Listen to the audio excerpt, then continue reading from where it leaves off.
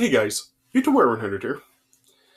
Okay, and as I told you guys in my last video, there were quite a few topics that I wanted to make videos on to just talk a little bit about certain subjects.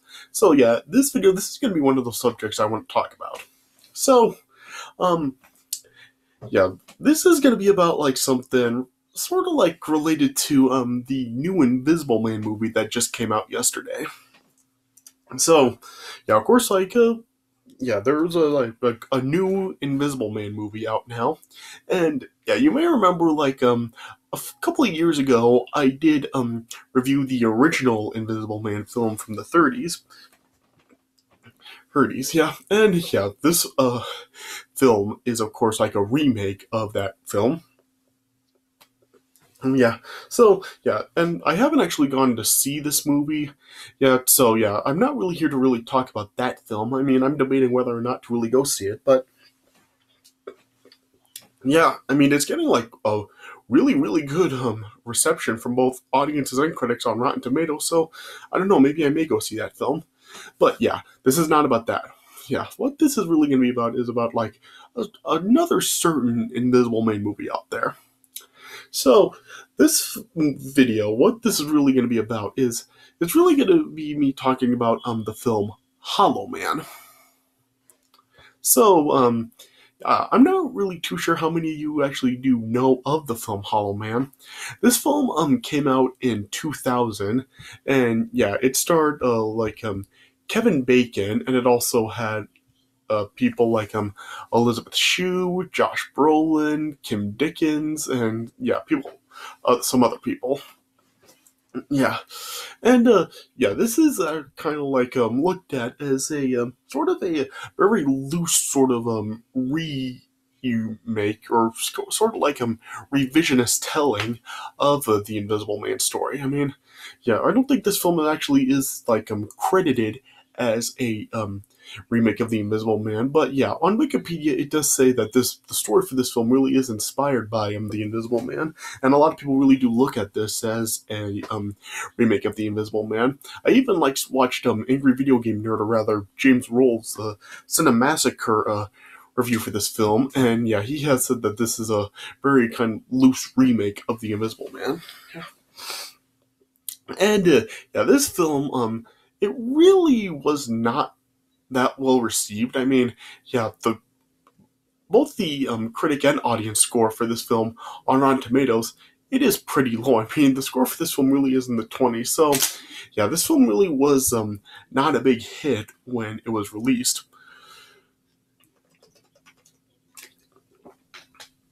Yeah, but I have heard quite a few people actually saying that they really do like this film, and they actually do think it's pretty good. Like James Rolfe, in his Cinemassacre review for this film, he actually did say that he liked this film.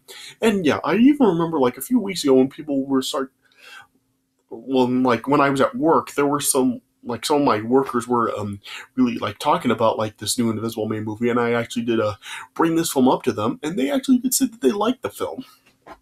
So yeah, so I guess this film really does seem to sort of have a fan base out there. So yeah, and what this is really going to be about is just really going to be really me going over something, and that is the film Hollow Man really that bad? Because yeah, because with all the hate that this film really has gotten, and of course the low scores that it has, I mean, is it really deserving of that? I mean, because I have watched this film before. I mean, I haven't really watched the film in its entirety in a very long time, but yeah, I have been watching some clips of this film. On YouTube, there are a bunch of clips from this film. Of course, there's that YouTube channel, Movie Clips, which has a bunch of clips from a whole bunch of different films, and yeah, this one is one of them where there are a whole bunch of clips of this film on there, and yeah, and this film actually it is it does have some creativity to it. I mean, yeah, I actually do think that this film really does seem to have some, in a sense, it's more creativity to it than the original Invisible Man film, because yeah, and for one thing,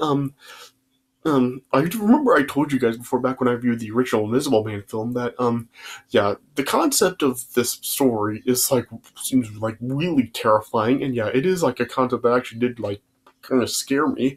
I mean, just the thought of just like a psychotic scientist that's being invisible, and you don't know where he is, and yeah, I mean, you just don't know what could happen. I mean, it is like a pretty frightening thought. But yeah, in the original film, I mean, while it kind of like did have a scary concept to it, I mean, Claude Rains in the role, I mean, he did like was intimidating, but he also kind of like played it more like had a side to it that was like kind of played for comedy, because yeah, there were like quite a few times in like the original film where like he really was like seeming like really more goofy and stuff, and just like being very silly. In this film, like when the scientist does turn invisible, Kevin Bacon in this film, he plays the scientist who turns invisible, Sebastian Kane, and yeah, he turns himself invisible, and really like he doesn't really do the same thing. Like he actually is like pretty mysterious and really just absolutely twisted in the film, because yeah, in this film, like what the concept of it really is that like Kevin Bacon does play the scientist in this film, Sebastian Kane, and he is just like very arrogant and just twisted and really just like obsessed with his work. And yeah, and his team includes like his ex-girlfriend, who is now like in a relationship with another one of his uh scientists scientists and scientists and some other people on the team. And yeah, they've like create this like serum that can like make a like other like creatures invisible and stuff. And after they test it out on a gorilla, Sebastian then decides to test the serum on himself to make himself invisible. And yeah, it ends up working. But yeah, they can't actually find a way to really bring him back. And as they're really working on it, like they just like keep Sebastian like in the lab. And yeah, over time, like it starts off with him just like kind of like being kind of silly with the invisibility. Like it just starts with him like just playing some like harmless pranks on the other scientists, but then it really like escalates, and he really does become like very like twisted and psychotic with what he does. Because yeah, there's this scene where he ends up raping a woman in her apartment, and yeah, he goes around like killing people, and yeah, he just really like it really escalates, and he just becomes like absolutely he just insane, really, yeah.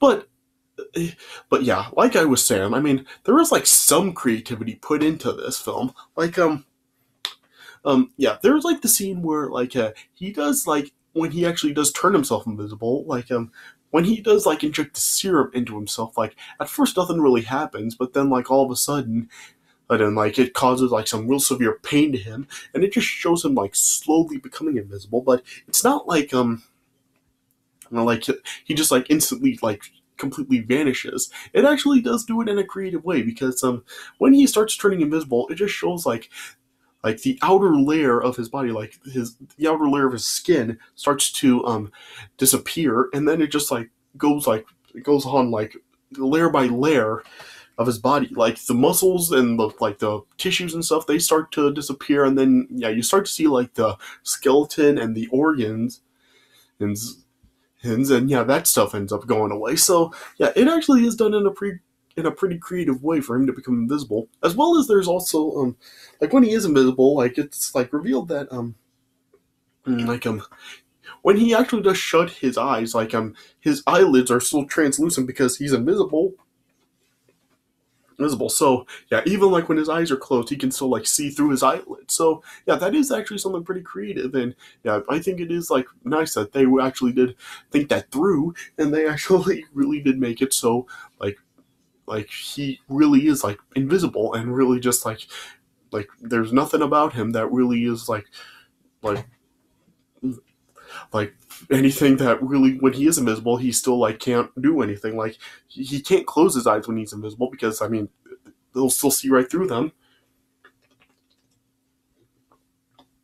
and stuff like that. So yeah, I mean they did think that through. So yeah, I do think that like there is still like some creativity put into this, as well as like times where they are like trying to really make it so they can see him, because of course like in this film, like like at first, like when he is invisible and they are trying to like find a way to like reverse it to make him visible again, in order to so they can really see him. They give him like a latex mask for him to wear, and and it is like kind of like a sort of like the same type of color of like skin tone. So yeah, they really they really like give him something that really does look like an actual like face and head for him to wear. I mean, it's not like in the original Invisible Man where, of course, like he did like still like wear like clothes and stuff, but yeah, for like when it came to like his face and head and stuff, he just like had his like head like totally like wrapped in bandages. So at least in this film, they actually did make it seem like he actually still did have like a head and face and stuff. Of with like then make it really like look like still like the skin tone. So yeah, and of course like when there's like this time like at the end of the film where he really does like really dress up and really make it look like he is visible, like of course wearing that mask and like also like they give him like latex gloves or something, make him look like he still has like hands that are visible. So yeah, but getting back to what I was saying before, yeah, there's this time where like he doesn't have the mask on and really is just like running amok at like and psychotic and stuff. If they like do a bunch of stuff so they can find him, like they like the room like a room fills with smoke and then they like start firing off fire extinguishers so they can like see like where he really is, as well as like they throw like blood in his direction so the blood will land on him so they can see where he is, as well as like they drop like water on him, like sprinklers go off or something, and yeah, they see the water dribblings coming off of him. So they do like are creative with the invisibility idea in ways so they can still like see him and see where he is. Yeah. But yeah, so there is still like some creativity put into this, so it's not like this film really was like done in a really terrible way. Yeah. But I think like the reason why this film may get some of the hate is because like around towards like there's like the little ending of this film, like when they are really like trying to stop Sebastian, really destroy him, I think it really just becomes overkill, and it really just is really making this not really make sense because yeah, they do a whole bunch of stuff to him to try to stop him. Like they beat him with like weapons and they set him on fire, and yeah, they do a whole bunch of stuff to him, and that doesn't really seem to phase him at all. I mean, and how does being invisible really make him immune to any of that stuff and it wouldn't kill him? I really don't understand that. So I guess that could be probably one of the drawbacks of the film and why people really are like kind of like pretty negative on the film, because like they seem to like really be mistaking the invisible stuff in this film for invincible. And yeah, that's not what it is. Like he's not an invincible man, he's an invisible man. So yeah. So yeah. Yeah, and yeah, they just do like a whole bunch of stuff to that, like all that to him in the film, and yeah, it doesn't really seem to phase him. So I guess like that can kind of like be a drawback to the film and something that just really doesn't make sense. It's and then it is at the very end of the film where like they drop him down an elevator shaft where he like does become partially visible again. I'm not sure like how that happened, but yeah, he does like become partially visible, not completely visible again, but yeah, like his like all his like muscle and stuff is like visible again. Like he's not fully visible, like I said, like this is not like the outer layer of his skin came back, but yeah, all the stuff like from like the muscle and stuff had come back, and then yeah, they drop him down an elevator shaft after when like he caused an explosion, and yeah, the building was like on fire, and then he fell into the fire, and then that's what destroyed him. So yeah, so well, I guess I can kind of understand why this film does kind of like get like it really wasn't very well received, because I mean, the movie really did like treat itself pretty seriously, and it really did have some pretty graphic material in it. Like I said, there's that scene where he rapes a woman, and yeah, he just really does become like an absolutely psychotic lunatic. Like, and then like towards the end, it just really becomes really goofy how he just survives all the stuff that they do to him. So yeah, so I guess I can kind of understand why this film really did have the reception that it did, but it's not like it was like totally like done like so lazily and they really were just like doing something really terrible. Because yeah, like I said, there was some creativity put into it, like that scene where he does become invisible and just how much they really think it through. And yeah, they really did like think the whole invisibility concept through, and they really did like do it. And I think in a way it was an improvement over the original Invisible Man story, and they did it in a more believable and creative way.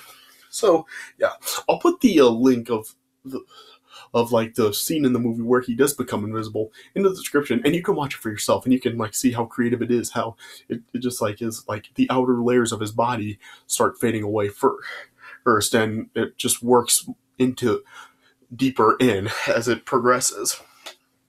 So yeah, and also I'll put James Rolfe's Monster Madness review for this movie down in the description, and you can kind of like hear what he has to say about it, because he has said he likes this film, and he does kind of understand like how this film really doesn't make sense, and he can kind of see why the film really did kind of get like the negativity that it did as well. So his review for this film will be down in the description also.